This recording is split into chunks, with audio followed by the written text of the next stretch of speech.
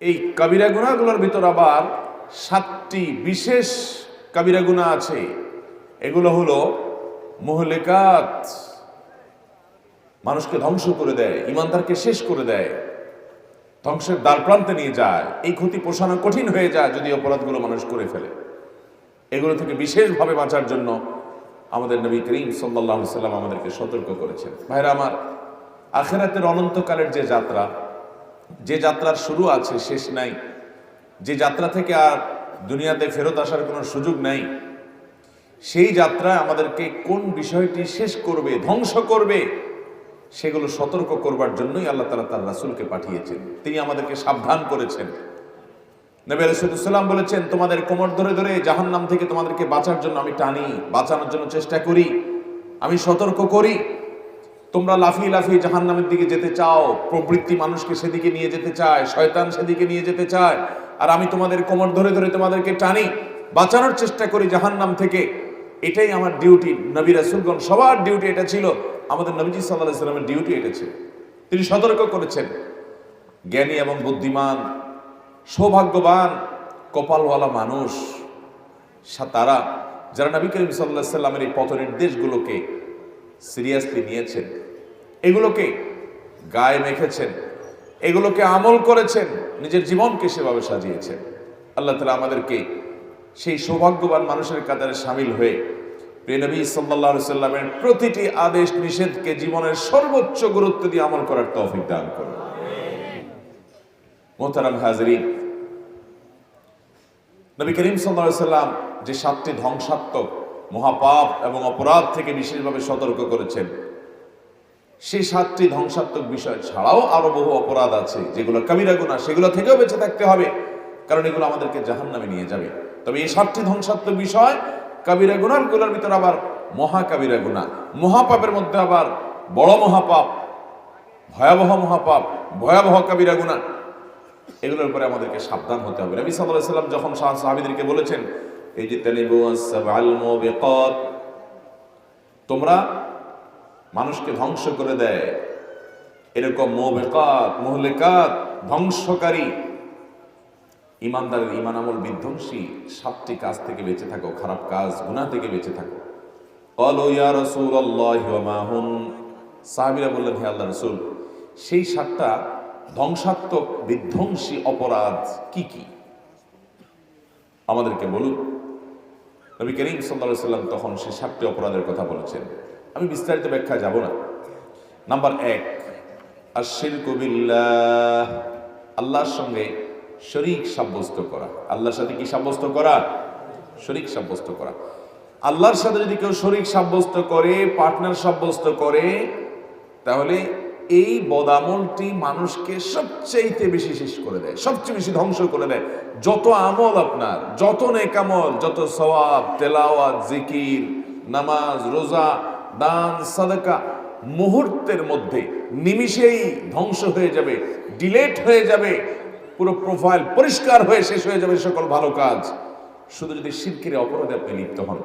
আল্লাহ রাব্বুল আলামিন কোরআনে কারীমে বলেছেন, লাকাদ উহিয়া ইলাইকা ওয়া ইলাল লাযীনা মিন ক্বাবলিক লাইন আশরাকতা লায়াহবাতান্না আমালুক ওয়া লাতাকুনান্না মিনাল খাসিরিন। প্রিয় নবী সাল্লাল্লাহু আলাইহি ওয়াসাল্লামকে আল্লাহ বলেছেন যে, হে রাসূল, আপনার উপর এবং আপনার আগে যত নবী রাসূল দুনিয়াতে এসেছে সবার উপর আল্লাহর পক্ষ থেকে একটা কমন অর্ডার ছিল, সবার প্রতি একটা কমন নির্দেশ ছিল যে আপনি নবী হয়ে, রাসূল হয়ে যদি শিরক করেন, শিরকের অপরাধটা যদি আপনি করেন, লা ইয়াহবাতান্না আমালু। আরবি গ্রামারের ছাত্ররা জানেন, লা ইয়াহবাতান্না, লামে তাকিদ, নুনে তাকিদ, সাকিলা বলা হয় আরবি গ্রামারের ভাষায়। অর্থাৎ এখানে আল্লাহ রাব্বুল আলামিন 3টা তাকিদ দিয়েছেন, একটা লাম, একটা নুন, আবার নুনের মধ্যে আবার ডাবল নুন। এই তাকিদগুলো দিয়ে, লাম দিয়ে, নুন সাকিলা দিয়ে, এই উভয় রকমের তাকিদ দিয়ে আল্লাহ তাআলা বলছেন, যদি আপনি শিরকে লিপ্ত হন, নবী হওয়ার পরেও আমাদের নবীজি সাল্লাল্লাহু আলাইহি সাল্লামকে বলতেছেন আমরা কোথায়, ওনাকে আল্লাহ বলতেছেন আপনি যদি শিরক করেন, লাইন আশরাকতা, এটা শুধু আপনার বেলায় না, সকল নবী রাসূলকে আমি বলে দিয়েছি, যদি শিরক করেন আপনি নিজে, লা ইয়াহবাতান্না আমালুক, তাহলে আপনার আমল, আপনার কর্ম, যত ভালো কাজ করেছেন এগুলো অবশ্যই অবশ্যই বরবাদ হয়ে যাবে, শেষ হয়ে যাবে, নষ্ট হয়ে যাবে, ধ্বংস হয়ে যাবে, কোনো আমল আর থাকবে না, সব বরবাদ হয়ে যাবে। শুধু শিরকের অপরাধ করলে নিমিষের শিরক আপনার সকল আমল বরবাদ করে দেওয়ার জন্য যথেষ্ট হবে। এবং ওয়ালা তাকুনান্না মিনাল খাসিরিন, আপনি হয়ে যাবেন ক্ষতিগ্রস্ত, সব হারিয়ে নিঃস্ব হয়ে যাবেন যদি আপনি শিরকের অপরাধ করেন। মুহতারাম হাজিরিন, আমাদের মুসলমানদের মধ্যে অনেক মুসলমান আছেন যে এরকম শিরকে লিপ্ত হয়ে তার সকল আমল বরবাদ করে ফেলেন। আপনি কোনো কবরে, কোনো মাজারে, কোনো মৃত ব্যক্তির কাছে সন্তান প্রার্থনা করলেন, ব্যবসার উন্নতি চাইলেন, স্বামী স্ত্রীর দাম্পত্য জীবনের সুখ চাইলেন, এবং কোনো কবরে মাজারে গিয়ে সিজদা দিলেন, কপাল ঠুকলেন, তাকে আল্লাহর মতো করে আল্লাহর কাছে প্রার্থনা করতে হয় তার কাছে প্রার্থনা করলেন। এরকম যদি আপনি বড় শিরকে লিপ্ত হন, ইবাদত বন্দেগী শুরু করেন, সিজদা করা শুরু করেন, পূজা করা শুরু করেন, তার হাতে ক্ষমতা আছে, তিনি আপনাকে দিতে পারেন, সেই বিশ্বাস আপনি লালন করেন।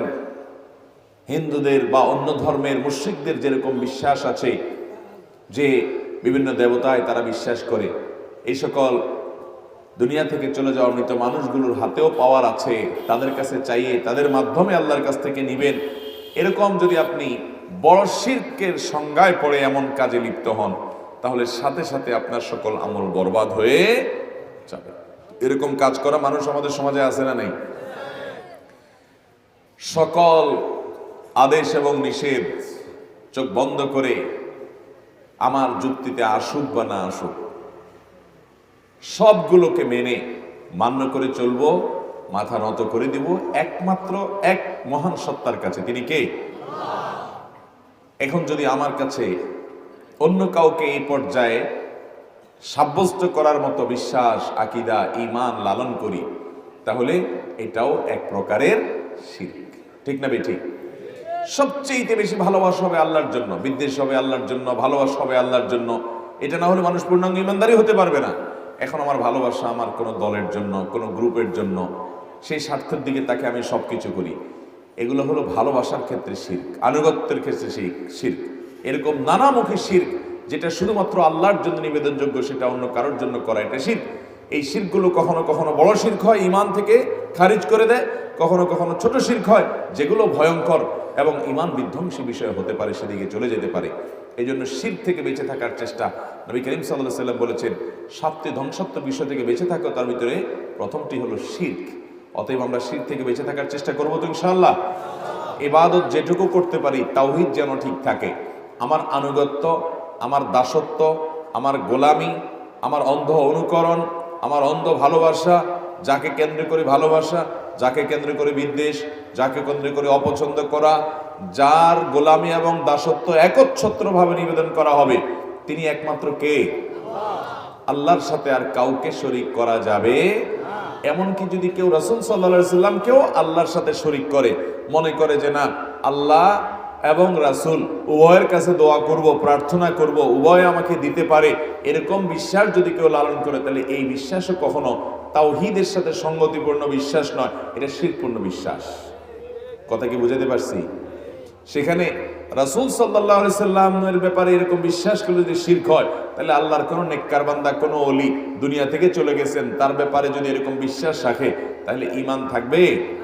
মুহতারাম হাজিরিন, আল্লাহর কোনো নেককার বান্দা যদি দুনিয়া থেকে চলে যান, ওনার কবরকে কেন্দ্র করে কোনো পুজো করা, কোনো সিজদা করা, কোনো ওরস করা, তওয়াফ করা, তার কাছে প্রার্থনা করা, দোয়া করা, ওখানে মানত করা, এগুলোর কোনোটাই ইসলামে জায়েজ রাখে না। এগুলো যেগুলো আল্লাহর জন্য নিবেদন করতে হয়, সেগুলো আর কারোর জন্য নিবেদন করাটা, এটাই হলো শিরক। আর এটাকে সবচেয়ে ধ্বংসাত্মক বিষয় বলা হয়েছে। আমাদের অনেক মানুষ ধর্মের নামে নিজের ঈমানকে এসব জায়গায় বিক্রি করে আসে, আছে না নাই? অনেকে আছে রাজনীতির নামে নিজের ঈমান বিক্রি করে আসে। গোলামি এবং দাসত্ব, বিভিন্ন ব্যক্তি ইজম, মতবাদ তার জন্য নিবেদন করে নিজের ঈমানকে খুঁয়ে বসে আছে।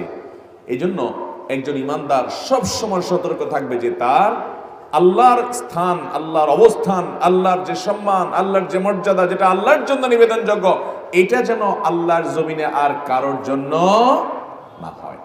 বেঁচে থাকার চেষ্টা করবো তো শিরক থেকে। আল্লাহ আমাদেরকে তৌফিক দান করুন। এই যে আল্লাহ ছাড়ার কারণ নামে শপথ করি আমরা, এটাও আল্লাহ এক প্রকারের শিরক, এটাও শিরক। যদি এই শিরকের কারণে মানুষ বেঈমান হবে না, কিন্তু এটা ছোট শিরক। শিরক তো শিরকই, ছোট আর বড়। হয়তো ছোট শিরকের কারণে আপনি কাফের হয়ে যাবেন না, অমুসলমান হয়ে যাবেন না, কিন্তু শিরক জিনিসটা তো ভয়াবহ। সাপ এটা সবসময় ভয়াবহ, সেটা অনেক বেশি বিষাক্ত হোক কম বিষাক্ত হোক, এটা ভয়ঙ্কর। ঠিক একইভাবে শিরক থেকে আমরা বেঁচে থাকার চেষ্টা করতে হবে। শপথ, মানত, এগুলো সব কার জন্য হবে? আল্লাহর জন্য হবে। আল্লাহ তাআলা আমাদেরকে শিরক থেকে বেঁচে থাকার তৌফিক দান করুন। তাহলে 7 ধ্বংসাত্মক বিষয়ের প্রথমটা হলো শিরক করা। নাম্বার 2, as-sihr, জাদু। জাদু বলতে ব্ল্যাক ম্যাজিক যেটাকে বলা হয় সেটা। হাতের ভেলকিকে আমরা অনেকে জাদু বলি, আপনার সেটা এক প্রকারের জাদু, যেটা আসলে হাতের ভেলকি, হাতের চালাকি। যে একটা ডিম থেকে 2টা ডিম হয়ে গেছে, হ্যাঁ, গ্লাসে পানি আছে তা উপর করে ফেলছে, কিছু হয় নাই, এরকম বিভিন্ন ভেলকিবাজি, বিভিন্ন আপনার ম্যাজিশিয়ানরা ম্যাজিকের মাধ্যমে দেখায় না, ভিডিওতে আপনারা দেখেন, অনেক সময় ডাইরেক্ট দেখেন। এটা হলো হাতের ভেলকি এবং চালাকি, এখানে কোনো মন্ত্রফন্ত্রের কাজ নাই। এটা হলো অত্যন্ত সূক্ষ্ম কৌশল। ওই কৌশল জানলে আপনিও পারবেন। কথা বুঝতে পারছেন? ওই যে দেখেন না অনেক সময় যে নিচে মাত্র একটা ছোট্ট রড আছে অনেক দূরে, ওইটা ধরে লাঠি ধরে দাঁড়ায় আছে, নিচে কিছু নাই, খালি। পরে দেখা গেছিল যে কাপড় একটা দিয়ে পেঁচায় আছে, কাপড়ের তল দিয়া কেমনে কেমনে বাঁকা করে ওইটাকে নিচের সাথে কানেকশন দিছে। সবাই মনে করতেছে আরে এ তো বুজুর্গ মানুষ, কারামতি জাহির হয়েছে। আসলে কারামতি টারামতি কিছুই না, ওইটা সব বেলকিবাজি। তো এটা ভিন্ন জিনিস। সেহের, ব্ল্যাক ম্যাজিক যেটাকে বলা হয়, বাংলাদেশে আজ আনাচ্ছে কানাচ্ছে, ঘরে ঘরে, শহরে গ্রামে এই অপরাধটি আজ ছেয়ে গেছে ভাইরা আমার। ব্ল্যাক ম্যাজিক, ব্ল্যাক ম্যাজিক বা জাদু, কালো জাদু যেটাকে বলা হয়, এটা করে একজন মানুষ আরেকজন মানুষের ক্ষতি করে, কুফরি কালাম করে, শয়তানের আশ্রয় নেওয়া হয়। আল্লাহ তাআলা শয়তানকে কিছু পাওয়ার দিয়ে রেখেছেন, তার আশ্রয় নেওয়া এটা রীতিমতো কুফরি। সেই কুফরি করে দুজনের মধ্যে সম্পর্ক আছে এটা নষ্ট করার জন্য। ঘরে ঘরে অনেক সংসারে আছে, দেখবেন যে স্বামী স্ত্রীর মধ্যে সম্পর্ক খুব ভালো, ননদ শাশুড়ি বা পরিবারের অন্য কেউ দেখতে পারে না, তো এবার কোনো কবিরাজের কাছে যায় যে এদের মধ্যে যাতে সম্পর্ক নষ্ট হয় এরকম কিছু একটা করে দেন। তো তারা তাবিজ কবজ কিছু একটা করে, ব্ল্যাক ম্যাজিক করে, জাদু করে, কালো জাদু, এই কবিরাজি করে তাদের মধ্যে সম্পর্ক নষ্ট করার চেষ্টা করে। কোরআন স্বীকৃতি দিয়েছে যে এইরকম পদ্ধতিতে মানুষের মধ্যে ফাটল ধরানোর যে অপচেষ্টা করা হয়, এটার বাস্তবতা আছে এবং শয়তানের আশ্রয় নেওয়ার মাধ্যমে এটা করা হয়। এবং অনেক সময় দেখা যায় একটা মানুষকে আপোষ করার জন্য, হ্যাঁ, তাকে প্রিয় বানানোর জন্য, তাকে পাওয়ার জন্য তাকে জাদু করে। অনেক সময় মানুষের ক্ষতি করার জন্য জাদু করে, অসুস্থ হতে হতে মৃত্যুর দিকে চলে যায়। একটা বর্ণনা আছে যে জাদু, ব্ল্যাক ম্যাজিক এরকম ভয়াবহ এবং খারাপ জিনিস যে ওঁটকে যদি করা হয় বদনজর, ব্ল্যাক ম্যাজিক, এগুলো অনেক সময় দেখা যায় ওঁটকে পাতিল পর্যন্ত নিয়ে যায়, অর্থাৎ গোশতে পরিণত হয়ে যায়, শেষ হয়ে যায়, জবে করা ছাড়া কোনো উপায় থাকে না, আর মানুষকে কবর পর্যন্ত নিয়ে যায়। এরকম ব্ল্যাক ম্যাজিক ঘরে ঘরে আছে। অনেক নামাজি কালামি মানুষ আছে, অনেক নামাজি কালামি মানুষ আছে, ওই কবিরাজের কাছে যায়, যে তার কাছ থেকে এই জাতীয় তাবিজ কবজ নেয়, সে কুফুরি কালাম করে করে ধ্বংস করে দেয়। দেখবেন যে একটা লোক অসুস্থ অসুস্থ মাথার চুল দিয়ে, শরীরের কাপড় দিয়ে নানা রকমের তাবিজ কবজ তৈরি করে, বালিশের নিচে রাখে, পানিতে ধুইয়া পানি খাওয়ায়, তারপরে আপনার কবরের পোতে, তারপরে ঘরের বিভিন্ন চিপা টিপার ভিতরে তাবিজ পাওয়া যায়, বিভিন্ন রকমের কিছু অঙ্কন করা থাকে, অনেক পুতুল আছে, পুতুলের গায়ে আলপিন টালপিন মারা থাকে। এরকম নানাবিধ উপায় ব্ল্যাক ম্যাজিক করা হয়। আমাদের দেশে এগুলো অনেক তুলনামূলক কম হলেও ইন্দোনেশিয়াতে, পৃথিবীর অনেক দেশে প্রচুর পরিমাণে আছে, মিডিল ইস্টেও আছে। আমাদের দেশেও তান্ত্রিক, এই তন্ত্রভন্ত্র যারা করে, এদের মাধ্যমে ব্ল্যাক ম্যাজিকের পরিমাণ প্রচুর বাড়ছে। অনলাইনে দেখবেন যে এদের পোস্টারগুলোতে তান্ত্রিক অমুক কামরূপ, কি কামরূপ কামাখ্যা থেকে সে ট্রেনিং নিয়ে আসছে, হান করছে, তান করছে, আছে না নাই? এগুলো সবগুলো রীতিমতো অপরাধ। মানুষকে ধীরে ধীরে ধ্বংস করার জন্য শয়তান আশ্রয় নেওয়া হয়। কোনো ইমানদার তিনি যদি ব্ল্যাক ম্যাজিকের আশ্রয় নেন, তিনি যদি এই কালো জাদুর আশ্রয় নেন, তাহলে সেক্ষেত্রে এটা হলো 7টি ধ্বংসাত্মক বিষয়গুলো, মহাপাপ কবিরা গুনাহগুলোর মধ্যে একটি। ইসলামী শরিয়ার দণ্ডবিধি অনুপাতে এইরকম অপরাধের সাথে যে জড়িত হবে, জাদুকর হবে, ব্ল্যাক ম্যাজিশিয়ান হবে, কালো যদি করবে, এই সমস্ত কবিরাজ যারা মানুষের ক্ষতি করার জন্য বা বিভিন্ন উদ্দেশ্যে সে শয়তানের আশ্রয় নেয়, কুফরি কালাম করে, ব্ল্যাক ম্যাজিক করে, ইসলামী শরিয়ার দণ্ডবিধিতে তাকে মৃত্যুদণ্ড দেওয়ার নির্দেশ দেওয়া হয়েছে। এটা সর্বোচ্চ অপরাধ, গোটা সমাজকে শেষ করে দেয়। আমাদের দেশে আজকাল এই অপরাধ প্রচুর পরিমাণে হয়ে গেছে। আপনারা যারা এই কবিরাজদের কাছে গিয়া লাভের জন্য, ক্ষতির জন্য, আপোষ করার জন্য, শত্রুতার জন্য, মানুষের পিছে লাগালাগি করার জন্য কিংবা ভালো উদ্দেশ্যে আপনি ওই কবিরাজদের কবিরাজি নেন এবং এই জাতীয় তাবিজ নেন, মনে রাখবেন এটা কোনো কোনো ক্ষেত্রে এটা কবিরা গুনাহ, এতে কোনো সন্দেহ নেই। শুধু নট আপনার সাধারণ কবিরা গুনাহ, নট অনলি কবিরা গুনাহ, এটা হলো কবিরা গুনাহের ভিতরে সবচেয়ে ধ্বংসাত্মক বড় পাপগুলোর একটা। এটা আমলকে শেষ করে দেয়, ইমানকে শেষ করে দেয়। বিশেষ করে যদি আপনি যদি জেনে শুনে শয়তানের আশ্রয় নেন, তাহলে সেক্ষেত্রে আপনি ইমান হারা হয়ে যাবেন। বিধায় এই কবিরা গুনাহ থেকে আমাদেরকে বেঁচে থাকতে হবে ইনশাআল্লাহ। আমাদের ভালো এবং মন্দ এগুলোর সবগুলোকে আমরা চাইবো আল্লাহ তাআলার কাছে। অনেক সময় দেখা যায় এই শয়তানি পদ্ধতিতে গেলে কাজ একটু তাড়াতাড়ি হয়। এটা একটা পরীক্ষা, এটা একটা ফিতনা, এটা একটা ধোঁয়াশা যে আপনি কি করেন, আপনি কি এই জন্য ভুল পথে যান না সঠিক পথে থাকেন। এই জন্য আমরা এই সমস্ত ব্ল্যাক ম্যাজিক, কালো জাদু, এই সমস্ত কবিরাজদের কবিরাজিতে আমরা যাব না ইনশাআল্লাহ। হ্যাঁ, কোন আল্লাহর বান্দা যদি এরকম হন, তিনি ঝাড়ফুঁক করেন আপনাকে, কোরআন এবং সুন্নাহর আলোকে তিনি আপনাকে ট্রিটমেন্ট করেন, তিনি আপনাকে পানি বা তেল পড়া দিয়ে দেন বা শরীরে পড়ে ফু দেন, কোরআনে কারীমের আয়াত পড়ে, কোনো শয়তানের আশ্রয় না নেয়, শয়তানি কোনো কিছু না করে, তাহলে সেক্ষেত্রে অসুবিধা নেই। ব্ল্যাক ম্যাজিক করছে কিনা আপনার কবিরাজ কিভাবে বুঝবেন? নাম্বার 1, ওই লোকটা যদি মুত্তাকি পরহেজগার হয়ে থাকে, আমলদার হয়ে থাকে, তাহলে সে ব্ল্যাক ম্যাজিশিয়ান হবে না।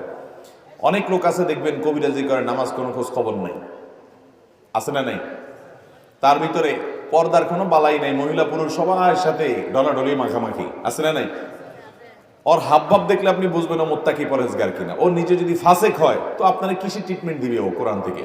তাহলে এই লোকটা ব্ল্যাক ম্যাজিশিয়ান হওয়ার দিকে অনেক দূরে গিয়ে যায়, যদি এটা দিয়ে পরিপূর্ণ নিরূপণ করা যায়। এটা একটা আলামত যে সে নিজে ফাসেক, হারাম হালাল বাজ বিচার করে না, নামাজ পড়ে না, পর্দা মানে না এবং খারাপ টাইপের মানুষ নানা দিক থেকে কোরআনের আলোকে। নাম্বার 2, সে যদি আপনার বিভিন্ন রকমের দেখবেন যে আইটেম বলবে এবং ভবিষ্যৎ সম্পর্কে বলে দিবে, জিনদের সাহায্য নিবে, নিয়ে আপনাকে অনেক কিছু বলে দিবে, এটা হয়েছে, সেটা হয়েছে, অমুক জায়গা গেছে, তমুক জায়গা গেছে, হান করছে, তান করছে। নট অনলি দ্যাট, এটা শুধু না, আরো অনেক কাহিনী আছে। কালো ছাগল লাগবে, আপনার এত হাজার এত লাখ লাগবে, তারপরে আপনার ওই পুতুল আনবে, পুতুলের গায়ে আপনার আলপিন ঢুকাবে, তারপরে তালা মারবে, নানান কিচ্ছা কাহিনী করবে। এগুলো বেশিরভাগই ব্ল্যাক ম্যাজিক এবং ব্ল্যাক ম্যাজিকের দিকে নিয়ে যায়। অমুক পশুর রক্ত লাগবে, এত পশুর রক্ত লাগবে, ইত্যাদি ইত্যাদি। হ্যাঁ, কিছু আছে যেখানে খারাপ কিছুই নেই, কোরআনের আয়াত পাঠ করা হয়, হাদিসের দোয়া পাঠ করা হয়, সেটা পরে ফু দেওয়া হয় এবং সে লোকটা নিজে মুত্তাকি পরহেজগার, কোনো খারাপ মানুষ না, তাহলে এখানে সুধারণা করতে পারেন। এই বিষয়গুলোকে নিরূপণ করা খুব কঠিন ভাইরা আমার। এই জন্য কোরআন থেকে ট্রিটমেন্ট নেওয়া এটা তো জায়েজ আছে, কিন্তু এটা করতে গিয়ে আপনি যেন কালো জাদু, ব্ল্যাক ম্যাজিকের, শয়তান আশ্রয়ের মুখে না পড়ে, এটা খেয়াল রাখতে হবে। আল্লাহ আমাদেরকে বেঁচে থাকার তৌফিক দান করুন ভাইরা আমার। তাহলে দ্বিতীয় ধ্বংসাত্মক অপরাধ হলো সেহের বা জাদু। এই জাদু করা যাবে না। জাদুকর জাদু করলে সে তো বটেই, এমনকি যে জাদুকরের কাছে যাবে, ওই রকম কবিরাজের কাছে যাবে, সেও গুনাহগার হবে এবং ধ্বংসাত্মক কবিরা গুনাহে লিপ্ত হবে। এটা তাকে কুফরের দিকে নিয়ে যেতে পারে, সাবধান থাকতে হবে। নাম্বার 3, ওয়াকাতুলুন নাফসিল্লাতী হারামাল্লাহু ইল্লা বিল হক। অন্যায়ভাবে কাউকে হত্যা করা, এটা হলো তৃতীয় ধ্বংসাত্মক বড় অপরাধ। রাজনৈতিক কারণে, সম্পদের কারণে, শত্রুতার কারণে নিজে হাতে গুন্ডা লাগায়া, অন্যের মাধ্যমে টাকা পয়সা দিয়ে, এমনকি তার পেছনে তাবিজ কবজ, তারপরে কবিরাজকে দিয়ে ব্ল্যাক ম্যাজিক ট্যাজিক করিয়ে তাকে অসুস্থ বানিয়ে ফেলা, তাকে ধ্বংস করা, এটাও মানুষ হত্যা। এরকম মানুষ হত্যা করা, এটা হলো আল্লাহর জমিনের সবচেয়ে বড় ডেঞ্জারাস পাপগুলোর মধ্যে থেকে একটি। আমরা আজকাল এক প্রকারের মানুষ হত্যা অনেকেই করি, সেটা হলো নিজের গর্ভস্থ সন্তান যখন আপনি জন্ম নিয়ন্ত্রণ করতে চাচ্ছেন, কিন্তু সন্তান মায়ের গর্ভে চলে আসছে, আপনি যা মেডিসিন দিয়া আপনি সেটা শেষ করে ফেললেন, ধ্বংস করে দিলেন, ক্লিন করায় ফেললেন, অথবা অপারেশন করে বা বিভিন্ন রকমের ডাক্তারি যে উপায় আছে সেগুলোর মাধ্যমে আপনি গর্ভ পরিষ্কার করে ফেললেন, একটা ভ্রূণ হত্যা করলেন, বিশেষ করে যখন হার্টবিট চলে আসে এরপর আপনি এই টাইপের কাজ করলেন, তখন এটা কিন্তু মানুষ হত্যা করা, কারণ ওইটাও একটা মানুষ। আমাদের দেশে এই রোগ আছে না নেই ভাইরা আমার? এটাও করা যাবে না, ধ্বংসাত্মক অপরাধগুলোর মধ্যে একটি। 4 নম্বর হলো আকলুর রিবা, সুদ খাওয়া। আছে না নাই? আল্লাহু আকবার। দোকানদারি করবেন সুদে লোন নিয়ে, বিদেশে গেলেন সুদের লোন নিয়ে, ব্যবসা বাণিজ্য বড় করলেন সুদের লোন নিয়ে। এরকম সুদের লোন নিয়ে ঘরে ঘরে আজকাল কাজ করার প্রবণতা আছে না নাই? গোটা পৃথিবীটাকে শয়তান তার এই শয়তানি সভ্যতায় সুদের উপরে দাঁড় করিয়েছে, প্রতিষ্ঠিত করেছে। অথচ এই সুদ, এটার বিরুদ্ধে আল্লাহ রাব্বুল আলামিন এমন কঠোর এবং সতর্ক বার্তা এত মারাত্মকভাবে দিয়েছেন যে অন্য কোনো অপরাধের ব্যাপারে এরকম সতর্ক করা হয়নি। ফাআযানু বিহারবিন মিনাল্লাহি ওয়া রাসূলি, যারা সুদের কারবার করবা তারা আল্লাহ এবং তার রাসূলের বিরুদ্ধে যুদ্ধের অনুমতি নিয়ে রাখা, অর্থাৎ যুদ্ধের জন্য প্রস্তুত হয়, এরকম ভয়াবহ অপরাধ। এই জন্য সুদের কারবার করে যদি 2-4 পয়সা কামানো, তো মনে রাখেন ওই পয়সাই আপনার জীবনকে মরার পরেরটা না, জীবন্ত জাহান্নাম করে দিবে। সুদে কখনো শান্তি আল্লাহ তাআলা রাখেন। ইমানদার হিসাবে এই সুদকে না করতে হবে এবং ইসলামী পদ্ধতিতে লোন লেনদেন করা, ব্যবসা বাণিজ্য এগুলো করতে হবে। এটা ধ্বংসাত্মক বিষয়। 4 নম্বর। 5 নম্বর হলো আকলু মালিল ইয়াতিম, ইয়াতিমের সম্পদ ভক্ষণ করা।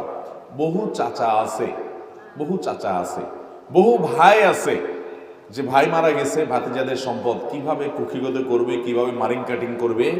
বহু চাচা আছে ভাতিজাদের সম্পদ কিভাবে দখল করবে, সেই রকম নিয়ত করে বিভিন্নভাবে ছলে বলে করে কৌশলে ইয়েতিমের সম্পদ খায়। আছে না নেই? ইয়েতিমের সম্পদ ভক্ষণ করা আর পেটের ভিতরে জাহান্নামের আগুন প্রবেশ করানো, দুটোর ভিতরে কোনো পার্থক্য নেই। যেখানে নবী করিম সাল্লাল্লাহু আলাইহি ওয়াসাল্লাম বলেছেন আনা ওয়া কাফিলুল ইয়াতিমি কাহাতাইন, এই দুইটা আঙ্গুল যেরকম একটা আরেকটার পাশাপাশি, ইয়েতিমকে যে দায়িত্বভার গ্রহণ করে, তার খরচ খরচা দেয়, তার পড়ালেখা করায়, তার শিক্ষা, চিকিৎসা, বাসস্থান, খাবার দাবার ব্যবস্থা করায়, এই আল্লাহর বান্দা আল্লাহকে খুশি করার জন্য যদি কোনো ইয়েতিমের দায়িত্ব নেয়, তার খরচ খরচা দেয়, তাহলে এই ইয়েতিম এর লালনকারী ব্যক্তি, তার স্পন্সর, সে আর আমি, নবী সাল্লাল্লাহু আলাইহি ওয়াসাল্লাম বলেছেন আমি আর সে জান্নাতে 2 আঙ্গুলের মতো পাশাপাশি থাকবো। ইয়েতিমকে লালন পালন করা যদি এত ফজিলতপূর্ণ হয়, তাহলে ইয়েতিমের সম্পদ মেরে খাওয়া কত ডেঞ্জারাস হবে। কথা কি বুঝতে পারছি? অন্য যে কোনো মানুষের সম্পদ মেরে খাওয়ার চাইতে ইয়েতিমের সম্পদ মেরে খাওয়া অনেক বেশি ভয়াবহ। এই জন্য এটাকে 7টি ধ্বংসাত্মক মহাপাপের মধ্যে আবার বড় মহাপাপের তালিকায় নবী সাল্লাল্লাহু আলাইহি ওয়াসাল্লাম অন্তর্ভুক্ত করেছেন। এই জন্য ভাইরা, ইয়েতিমের সম্পদের উপরে সর্বোচ্চ সতর্ক থাকতে হবে ইনশাআল্লাহ। 6 নম্বর, সর্বাত্মক ধ্বংসাত্মক বিষয়গুলোর মধ্যে থেকে একটি হলো আত-তাওয়াল্লি ইয়াউমাজ যাহফ। যদি কখনো জিহাদ শুরু হয়, জিহাদ ফরজ হয়ে যায়, জিহাদের ময়দান থেকে আপনি পলায়ন করে চলে আসলেন ভয়ে যান বাঁচানোর জন্য, এটাও কাবিরা গুনাহ। শুধু কাবিরা গুনাহ না, কাবিরা গুনাহগুলোর ভিতরে আবার বড় কাবিরা গুনাহ, মহাপাপের মধ্যে আবার অনেক ভয়ঙ্কর মহাপাপ। কারণ ইমানদার কখনো যান বাঁচানোর জন্য, জীবন বাঁচানোর জন্য সে পলায়ন করবে, এটা তার জন্য জায়েজ হতে পারে। আল্লাহর রাহে সে নিজের জীবন দেওয়ার জন্য প্রস্তুত থাকবে, নিজেকে সমর্পণ করার জন্য প্রস্তুত থাকবে। যদি সে পলায়ন করে তাহলে সে কবিরা গুনাহে লিপ্ত হলো। আল্লাহর দ্বীনকে বিজয়ী করার চাইতে তার জীবনকে সে বড় করে দেখলো। ইমানদার কখনো ভীরু হতে পারে না, তাকে সাহসী হতে হবে, বিশেষ করে জানবাজ তাকে হতে হবে। নবী করিম সাল্লাল্লাহু আলাইহি ওয়াসাল্লাম আল্লাহর কাছে পানা চাইতেন, আল্লাহুম্মা ইন্নী আউযু বিকা মিনাল আজজি ওয়াল কাসাল ওয়া আউযু বিকা মিনাল বুখলি ওয়াল জুবন। আল্লাহ, আপনার কাছে আমি কৃপণতা থেকে এবং ভীতু প্রকৃতির মানুষ হওয়া থেকে পানা চাই। ইমানদার ভীতু প্রকৃতির হতে পারবে? ইমানদারকে সাহসী হতে হবে, সৎ সাহস তার মধ্যে থাকতে হবে। এই জন্য জিহাদের ময়দান থেকে পলায়ন করেন। 7টি ধ্বংসাত্মক বিষয়ের ভিতরে 6 নম্বর। 7 নম্বর হলো ওয়াকাযফুল মুহসানাত আল মুমিনাত আল গাফিলাত। যেই নারী জিনায় লিপ্ত হয় নাই বেচারি, কিন্তু কোন ছেলের সাথে তাকে কথা বলতে দেখছেন নির্জনে, একই ঘর থেকে বের হয়েছে, দোনোজন দেখেছেন, এরকম বিভিন্ন আলামত পেয়ে তার নামে রটায় দিলেন সে জিনায় লিপ্ত হয়েছে। এরকম অপরাধ আমাদের দেশে হয় কি হয় না? মনে রাখবে, কাউকে জেনার অপবাদ দেওয়ার মতো এরকম জটিল ইস্যু ইসলামে আরেকটা পাওয়া কঠিন। আপনি শুধুমাত্র দেখেছেন, এটা দেখেছেন, ওটা দেখেছেন, তারপরে ভিত্তি করে একটা মানুষের চরিত্র নিয়ে আপনি একটা কথা তুলে দিলেন। এর মাধ্যমে আপনি মনে করেছেন ভালো করেছেন, একটা অন্যায়ের বিরুদ্ধে কথা বলেছেন, আপনি একটা মানুষের চরিত্র নিয়ে ছিনিমিনি খেলেছেন, যার কারণে কাবিরা গুনাহ শুধু না, কবিরা গুনাহগুলোর ভিতরে আবার ধ্বংসাত্মক কবিরা গুনাহের ভিতরে একটি, ইসলামে এই ধরনের অপবাদ দানকারীকে 80 বেত্রাঘাত করার নির্দেশ করেছে কোরআনে, ইসলামী দণ্ডবিধিতে। তার মানে কোন নারী এমনকি কোন পুরুষ কারোর চরিত্রে কালিমা দেওয়া এটা এত ডেঞ্জারাস। আল্লাহ তাআলা কোরআনে কারিমে বলেছেন, তাহসাবুনাহু হাইয়িনা তাহসাবুনাহু হাইয়িনা ওয়া হুয়া ইনদাল্লাহি আযীম। কারোর ব্যাপারে একটা বাজে কথা বলে দিলেন, সামান্য ধারণা করে আপনি আজে বাজে কথা বলে দিলেন, আপনি এটাকে খুব হালকা কথা মনে করছেন, অথচ আল্লাহর কাছে এটা অনেক বড়, বিশাল বড় অপরাধ। আল্লাহর কাছে এটা হালকা কোনো বিষয় নয়। আমাদের দেশে বহু এলাকাতে দেখবেন, গ্রামে শহরে সব জায়গাতেই কম বেশি আছে, যে মানুষকে অপবাদ দিতে বুকটা কাঁপে না। অনেক নিরপরাধ মানুষকে গ্রাম্য সালিসের মাধ্যমে বিচার করা হয়, অথচ শরীয়ত যেভাবে প্রমাণ করতে বলেছে সেরকম প্রমাণ হয় না। জেনার অপরাধ, জেনার অপবাদ, জেনার দায়ে কোনো মানুষকে দায়ী করা, জেনার অভিযোগ কারোর ব্যাপারে তোলা, এটা খুব জটিল একটা বিষয়।